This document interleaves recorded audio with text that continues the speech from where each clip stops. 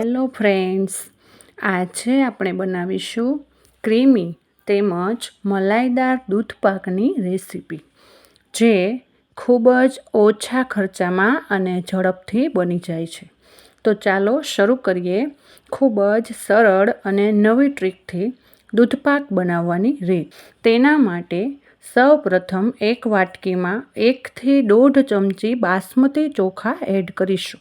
ચોખાને 2 થી 3 પાણીથી સારી રીતે ધોઈને ઉપરથી હલકું એવું ગરમ પાણી નાખીને 15 થી 20 મિનિટ પલળવા મૂકી દઈશું, જેથી દૂધમાં નાખીએ ત્યારે જલ્દીથી ચોખા બફાઈ જાય. ત્યારબાદ મેં અહીંયા એક તપેલીમાં 1 લીટર ફૂલ ફેટ ગાયનું દૂધ લીધું છે.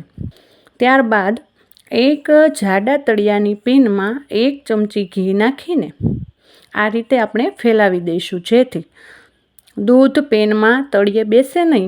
અને ત્યારબાદ તેમાં દૂધ એડ કરીશું. તમે જે દૂધ લો તે મલાઈવાળું જ લેવું, નહીંતર આપણો દૂધપાક મલાઈદાર તૈયાર નહીં થાય. તમે તમારા ઘરે જે દૂધ આવતું હોય તે ફૂલ ફેટવાળું દૂધ લઈ શકો છો. ત્યારબાદ દૂધ ગરમ કરતાં પહેલાં તેમાંથી આપણે 1 વાટકી દૂધ કાઢી લઈશું.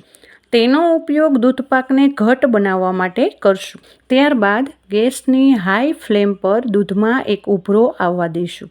ઉભરો આવી જાય એટલે ગેસની ફ્લેમ મીડિયમ કરી દઈશું અને 1 વાટકીમાં થોડું ગરમ દૂધ લઈને તેમાં કેસરના તાતણા પલળવા મૂકી દઈશું.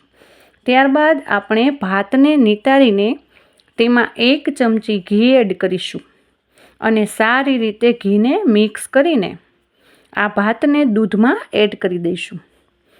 ભાતમાં ઘી નાખવાથી દૂધપાકમાં ભાતનો દાણો એકદમ છૂટો તૈયાર થશે. ત્યારબાદ ગેસની મીડિયમ ફ્લેમ પર આપણે 6 થી 7 મિનિટ અથવા તો ભાતનો દાણો બફાઈ ન જાય ત્યાં સુધી દૂધને ઉકળવા દઈશું. દૂધ ઉકળે ત્યાં સુધીમાં આપણે જે અલગ દૂધ રાખેલું છે તેનું મિશ્રણ તૈયાર કરી લઈએ. તેના માટે એક મિક્સર જારમાં સૌપ્રથમ થોડા કાજુના ટુકડા, ત્યારબાદ અડધો કપથી થોડી ઓછી સાકર એડ કરીશું. તમે તમારા સ્વાદ પ્રમાણે ઓછી વધારે સાકર લઈ શકો છો. ત્યારબાદ તેમાં 1/4 કપ મિલ્ક પાવડર તેમજ આપણે અલગથી રાખેલું દૂધ એડ કરીને તેને મિક્સરમાં ગ્રાઇન્ડ કરી લઈશું. હવે તમે જોઈ શકો છો બધી વસ્તુ સારી રીતે ગ્રાઇન્ડ થઈને આ રીતનું ઘટ્ટ મિશ્રણ તૈયાર થયું છે. ત્યારબાદ દૂધને ઉકળતા 6 થી 7 મિનિટ થઈ ગઈ છે. દૂધમાંથી તમે ચોખાનો દાણો લઈને ચેક કરો તો તમે જોઈ શકો છો કે ચોખા એકદમ બફાઈ ગયા છે.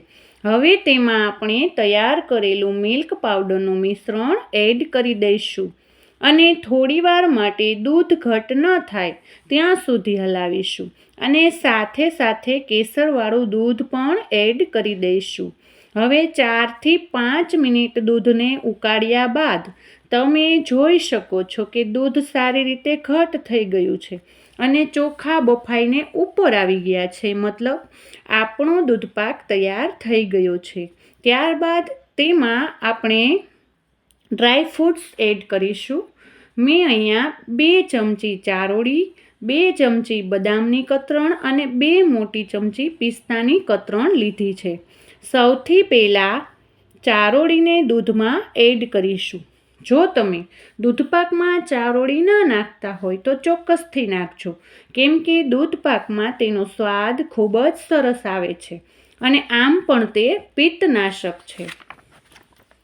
ત્યારબાદ તેમાં બદામ અને પિસ્તાની કતરણ એડ કરીશું અને બધા ડ્રાયફ્રૂટ્સને સારી રીતે સોફ્ટ થઈ જાય તેના માટે 2 થી 3 મિનિટ હલાવીશું. આપણે દૂધપાકને બાસુંદી કે રબડીની જેમ ઘટ નથી કરવાનો. આ રીતે ચમચામાંથી દૂધ આસાનીથી પડે એટલો જ ઘટ કરવાનો છે. તો હવે આપણો એકદમ ટેસ્ટી અને મલાઈદાર દૂધપાક તૈયાર છે.